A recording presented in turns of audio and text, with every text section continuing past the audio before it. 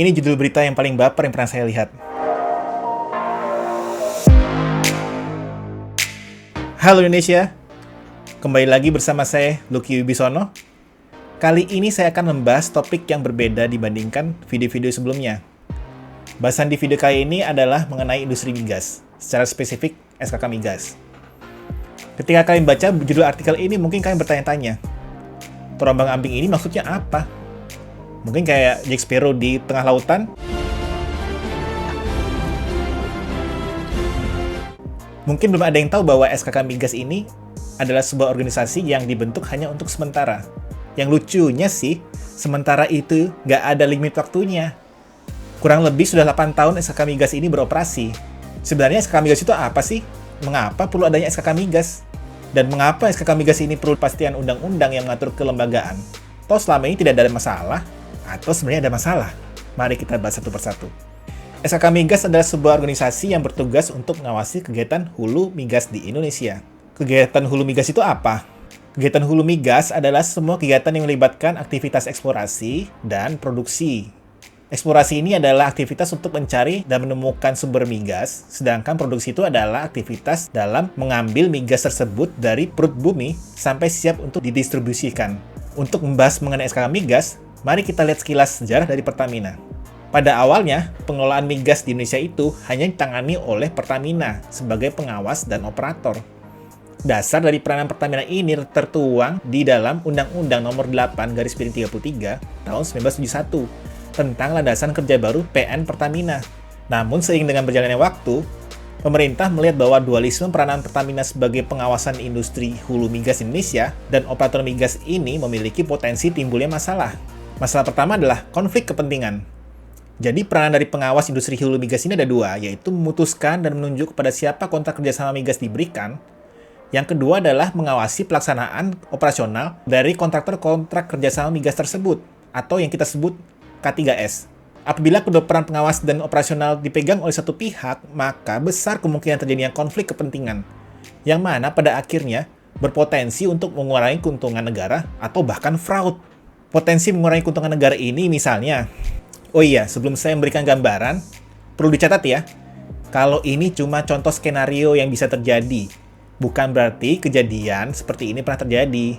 Ingat ya, balik lagi ke contoh nih, misalnya ada suatu wilayah kontrak kerjasama migas yang memiliki potensi migas yang tinggi, namun Pertamina tidak memiliki modal atau teknologi untuk melakukan eksplorasi dan produksi. Ketika ada perusahaan swasta yang tertarik untuk mengambil alih, Pertamina tidak memberikan izin karena merasa mereka nanti ya mampu, tapi suatu saat nanti untuk melakukan eksplorasi dan produksi. Penundaan dari pengembangan suatu wilayah kontrak kerjasama ini berpotensi untuk mengurangi keuntungan negara.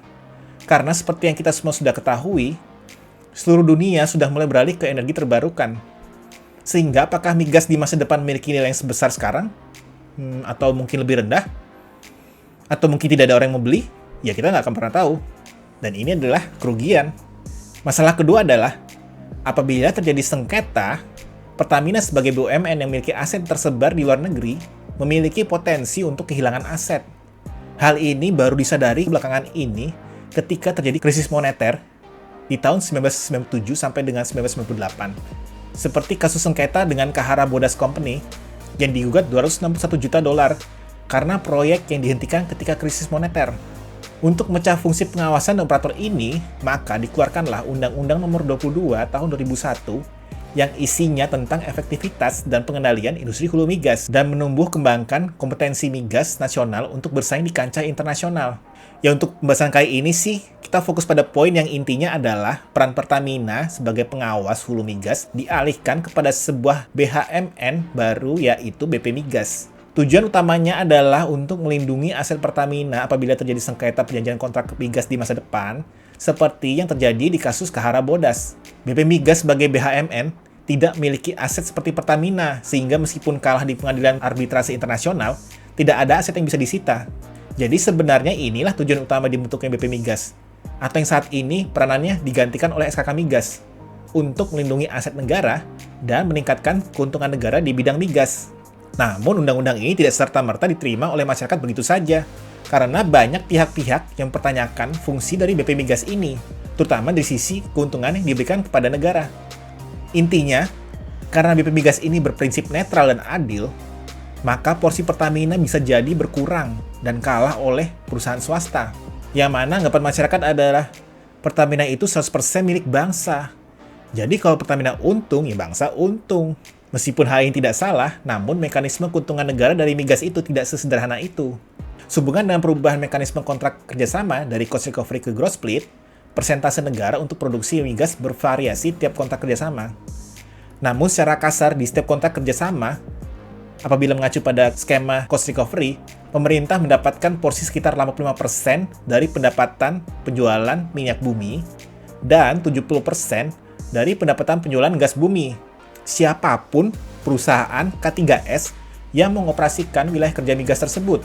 Dan Pertamina mendapatkan keistimewaan untuk penjualan gas bumi dengan negara yang hanya mendapatkan 60%, sedangkan Pertamina 40%. Jadi ya begitulah ya. Kembali lagi ke cerita BP Migas. Beberapa elemen masyarakat mengajukan gugatan dan uji materi mengenai Undang-Undang Nomor 22 Tahun 2001 kepada Mahkamah Konstitusi, yang pada akhirnya terkabul dengan dikeluarkannya putusan Mahkamah Konstitusi Nomor 36 Tahun 2012 yang menyatakan bahwa BP Migas yang dibentuk berdasarkan Undang-Undang Nomor 22 Tahun 2001 tidak sesuai dengan Pasal 33 Undang-Undang Dasar Negara Republik Indonesia tahun 1945, atau dengan kata lain, inkonstitusional. Alasan utama adalah karena keberadaan BP Migas ini mendegradasi makna penguasaan negara atas sumber daya migas karena 3 hal. Yang pertama, pemerintah tidak dapat secara langsung melakukan pengelolaan atau menunjuk secara langsung badan usaha milik negara untuk mengelola seluruh wilayah kerja migas dalam kegiatan usaha hulu. Yang kedua adalah setelah BP Migas menandatangani kontrak kerjasama, maka seketika itu pula negara terikat pada seluruh isi kontrak kerjasama, yang berarti negara kehilangan kebebasannya untuk melakukan regulasi atau kebijakan yang bertentangan dengan isi kontrak kerjasama. Yang ketiga adalah tidak maksimalnya keuntungan negara untuk sebesar-besar kemakmuran rakyat. Putusan Mahkamah Konstitusi ini sangat menarik karena sebelumnya BHMN dan BUMN itu dianggap sebagai entiti yang terpisah dari pemerintah, yang memiliki aset dan liabilitas sendiri. Dengan keputusan ini, Mahkamah Konstitusi menjelaskan bahwa BP Migas dengan bentuk organisasi BHMN adalah bagian dari pemerintah. Sehingga dengan adanya BP Migas ini tidak membuat negara terlepas dari isi kontrak kerjasama.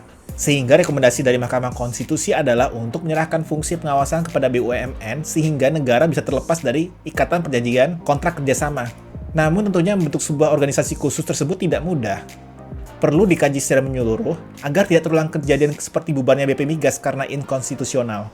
Yang mana kejadian ini tentunya adalah seperti petir di siang bolong bagi pelaku industri migas. Dan pemerintah juga enggan untuk mengembalikan fungsi pengawasan hulu migas kepada Pertamina karena alasan perlindungan aset yang menjadi sebab utama dibentuknya BP Migas. Sehingga demi keberlangsungan industri migas di Indonesia, dengan pembubaran BP Migas, pemerintah langsung mengeluarkan Peraturan Presiden Nomor 95 Tahun 2012 dan Keputusan Menteri Nomor 335K/08/MEM 2012 yang menyebutkan pengalihan pelaksanaan tugas-tugas BP Migas kepada Satuan Kerja Sementara Pelaksana Kegiatan Usaha Hulu Migas yang bersifat sementara. Yang mana di 2013, pemerintah kembali menerbitkan Peraturan Presiden Nomor 9 2013 tentang penyelenggaraan dan pengelolaan kegiatan hulu migas yang isinya lebih rinci dan menyebutkan nama pengganti BP Migas yaitu SKK Migas. Jadi dari sisi fungsi, tidak ada bedanya antara BP Migas dengan SKK Migas. Yang membedakan adalah secara struktural, tadinya BP Migas di bawah pemerintah dalam bentuk BHMN, sedangkan SKK Migas di bawah Kementerian SDM. Nah, kembali lagi ke masalah kepastian hukum dari entitas SKK Migas ini. Seperti yang sudah dibahas sekilas bahwa dasar dari terbentuknya SKK Migas ini hanyalah peraturan presiden. Dibandingkan dengan BP Migas, yang dasar hukumnya jauh lebih kuat, yaitu Undang-Undang Migas. Pasti terbesit di benak kalian. Ya nggak apa-apa kan? Mau dasarnya peraturan presiden kek, undang-undang kek. Yang penting kan ada dasar hukumnya. Namun masalahnya tidak sederhana itu. Mari kita bahas sekilas mengenai jenis dan hierarki perundang-undangan di Indonesia. Jadi perundang-undangan paling tinggi di Indonesia itu adalah Undang-Undang Dasar 1945 sebagai dasar negara. Kemudian di bawah itu adalah ketetapan MPR. Di bawah ketetapan MPR adalah undang-undang atau peraturan pemerintah pengganti undang-undang. Kemudian di bawah undang-undang adalah peraturan pemerintah. Di bawah peraturan pemerintah adalah peraturan presiden. Di bawah peraturan presiden baru ada namanya peraturan daerah, dan di bawah peraturan daerah ada namanya peraturan kabupaten atau kota. Dengan semakin tinggi tingkatan peraturan perundangan yang mengatur suatu aktivitas, maka kepastian dan keberlangsungan dari aktivitas tersebut lebih terjamin. Sehingga menimbulkan kepercayaan bagi investor asing yang akan menggelontorkan jutaan bahkan miliaran dolar di Indonesia. Kondisi saat ini SKK Migas diatur dalam Perpres yang mana bisa dikatakan tidak ideal, karena berada di 2 tingkat di bawah undang-undang. Dan Perpres ini juga lebih mudah untuk diganti, karena hanya perlu kewenangan dari Presiden, tanpa pertimbangan dari DPR selaku wakil rakyat. Sehingga secara teori, sangat rentan oleh kondisi politik dan kepentingan Presiden yang berkuasa. Sedangkan industri migas ini adalah industri yang membutuhkan modal yang sangat besar dengan keberlangsungan operasional sampai dengan puluhan tahun. Mulai dari fase eksplorasi yang memakan berapa tahun, kemudian pembuatan POD atau Plan of Development yang memakan berapa tahun lagi sebelum disetujui, kemudian menyiapkan fasilitas produksi yang memakan berapa tahun lagi, dari saat di mana K3S mendapatkan izin untuk eksplorasi sampai dengan mulai produksi, apabila semuanya lancar dan ideal dan tidak ada masalah, membutuhkan waktu paling tidak 5-10 tahun. Dan untuk break-even point sejak produksi migas mulai jalan saja, membutuhkan paling tidak 5 tahun. Dan ini pun tergantung dengan harga migas saat itu dan jumlah produksi dari kontrak kerjasama tersebut. Coba dibayangkan kalau dasarnya SKK Migas ini hanya peraturan presiden. Ini presiden yang bikin peraturan presiden, kemungkinan besar sudah diganti loh, karena udah lewat 2 periode.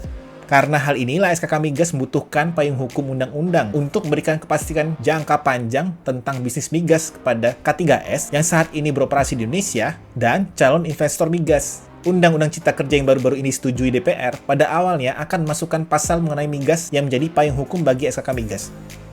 Namun, di dalam finalisasi rancangan Undang-Undang Cipta Kerja ini, pasal menyangkut mengenai migas semuanya dihilangkan, sehingga harapan terakhir bagi SKK Migas untuk mendapatkan payung hukum adalah revisi Undang-Undang Migas. Namun sampai hari itu tiba, maka SKK Migas akan tetap terombang-ambing sebagai buih di lautan.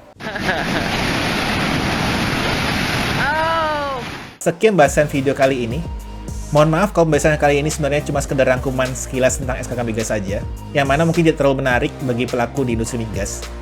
Tapi mudah-mudahan bisa memberikan sedikit pencerahan bagi teman-teman yang masih awam terhadap dunia migas. Apabila kalian suka video ini, silahkan like dan share. Jangan lupa subscribe-nya ya. Akhir kata, sampai ketemu di video selanjutnya. Tapi tunggu dulu. Kayaknya ada yang kelewatan ya? Oh iya, saya belum menjawab pertanyaan mengenai masalah-masalah di dunia migas. Ada nggak ya? Sebenarnya banyak sih. Cuman untuk bahas topik ini, tunggu saja di video selanjutnya ya. Assalamualaikum warahmatullahi wabarakatuh.